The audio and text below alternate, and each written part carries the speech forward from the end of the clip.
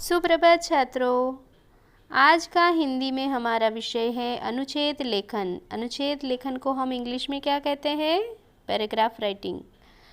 तो फोर्थ में आपने ये नाम सुना ही है और औपचारिक रूप से आपने थोड़ा बहुत अनुच्छेद लेखन के बारे में कुछ काम भी किया है, पर आज हमें अनुच्छेद लेखन के बारे में थोड़ा अधिक जानकारी प्राप्त करनी है।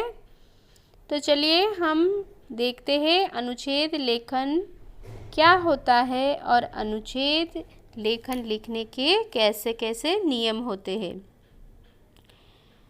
किसी भी विषय पर अपने विचार जब हमें अनुच्छेद लेखन में स्पष्ट करने होते हैं तब उन्हें हम क्या कहते हैं? अनुच्छेद लेखन। किसी भी एक विचार को पकड़कर हम उसके ऊपर 80 या 100 शब्दों में लिखते हैं तो इसे हम कहते हैं अनुच्छेद लेखन। इसकी एक मर्यादा है, 80 से 100 शब्दों के बाहर ये अनुच्छेद लेखन नहीं जाना चाहिए। 80 से 100 शब्दों के बीच में ये बंधा रहना चाहिए।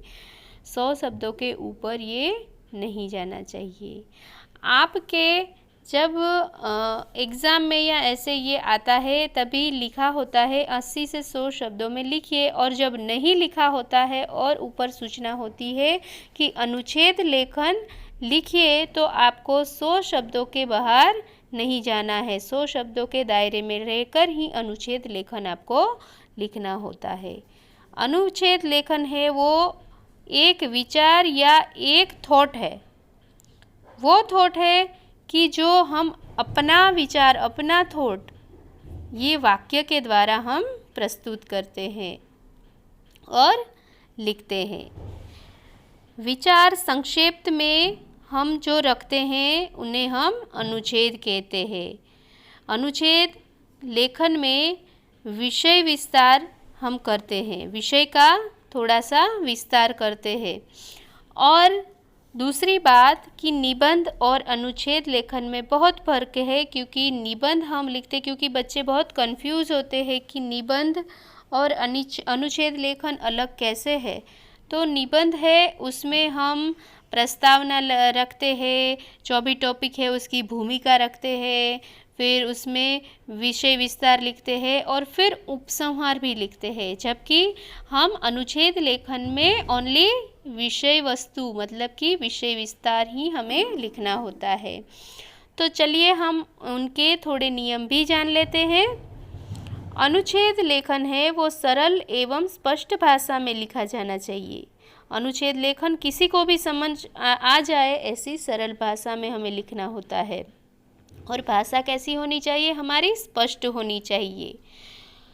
अनुच्छेद में केवल विषयगत वर्णन ही किया जाना चाहिए। जो टॉपिक आपको दिया है, विषय मतलब कि जो भी टॉपिक आपको मिला है उसके बारे में ही पूरा वर्णन होना चाहिए, उसके बारे में ही विचार स्पष्ट करने होते हैं। इधर उधर की दूसरी बातें हमें उसमें नहीं लिखनी होती है, वो टॉपिक के रिलेटेड ही बात हमें लिखनी है। अनुच्छेद के वाक्य छोटे और एक दूसरे से संबंधित होने चाहिए। जो विचार हम स्पष्ट करते हैं अनुच्छेद का, वो वाक्य छोटे ही होने चाहिए, लंबे लंबे और बड़े बड़े वाक्य नहीं होने चाहिए। और वो वाक्य, वो विचार है वो एक दूसरे से संबंधित होना चाहिए।